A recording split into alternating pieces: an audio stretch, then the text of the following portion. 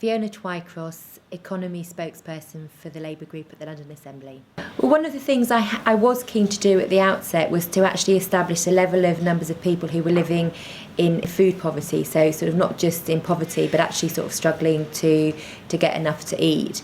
And it's remarkably difficult to find that. The statistics really don't exist. So we did a survey with teachers just to look at the number of children who were coming to school hungry, and we found that 6 in 10 teachers were saying that they regularly fed children. Over 9 in 10 teachers, they regularly had children coming into their morning lessons hungry. And I think that it's just shocking that we have one of the richest cities in the world, but we have incredible inequality in the levels of income families have. And I think one of the most shocking things at the moment is that there's a massive increase in the amount of people who are in work but struggling to get by. Recently, for the first time, the number of people living in poverty, which obviously includes 4 in 10 of the children in London, is greater than those out of work. So over 50% of those people living in London who are living in poverty are actually in households where there's an income coming in from employment. So I think that one of the things I've been keen to do is make sure that work pays, because I think that at a basic level, we can have as many food banks as people can provide, but unless we're starting to tackle the issues that are getting people to the food banks in the first place, we're not actually going to see an end to hunger and an end to poverty in our lifetime, basically. We have to start addressing the underlying issues, which is low pay. And one of the things that I think a lot of the charities who are working in this area and a lot of the organisations, a lot of the food banks are seeing is that actually a lot of the issues are around benefit delays and sanctions.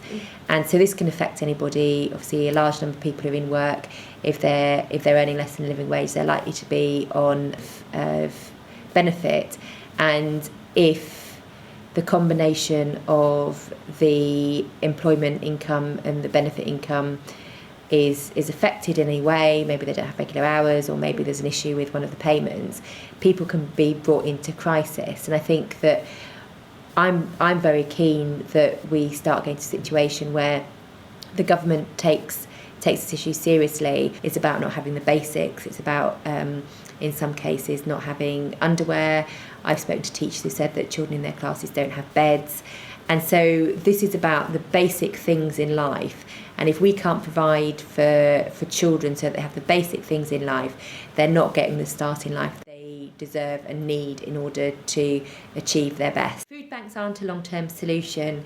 Regrettably, they do need to be there in the short term, because we can't have a situation in which people have literally nothing to eat. So I think that they're a very powerful community response to the problem of hunger in our city.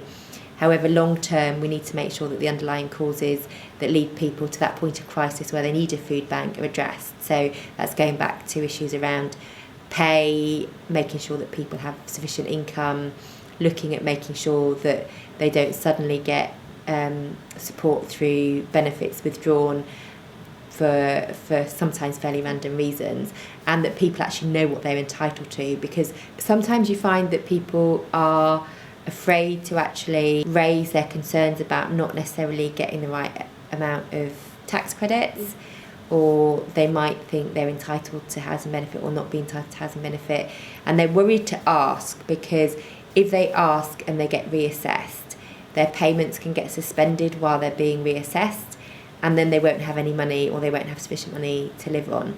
You've got people who need to look at how you tackle debt. London's the most indebted region in the country, and if you've got people who've got debt on low income, then actually quite a large part of their income may be going towards servicing their debt. So are people getting the most affordable debt? Are they being directed towards credit unions, for example, or are they relying on high street lenders, such as the payday lenders, and which sort of offer credit to people who might not get credit elsewhere? Or are they relying on credit cards and sort of juggling credit cards?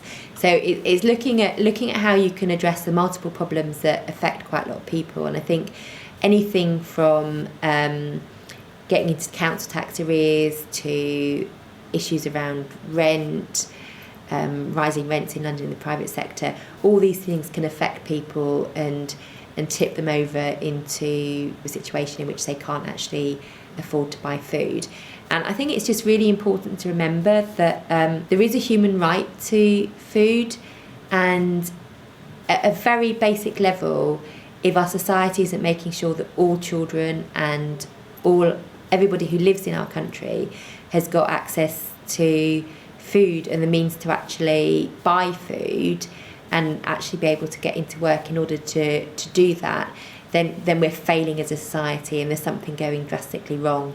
And if we can address that and make sure that people can get work and can get work that pay, and have support to do that, then we'll be going a long way to making sure that we can tackle some of the underlying causes, both of poverty generally, but also obviously of child poverty.